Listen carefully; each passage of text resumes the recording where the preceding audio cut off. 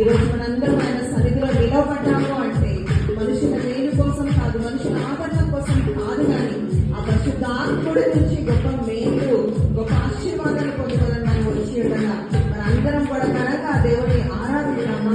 ఎందుకంటే ఆయన మేలు చేయగా ఉండలేడు, మరి మేలు పొందుకున్న మనము ఆయన ఆరాధించుకుంటా ఉండకూడదు. కాబట్టి అందరూ కూడా ఘనంగా ఆయన ఆరాధిద్దాం.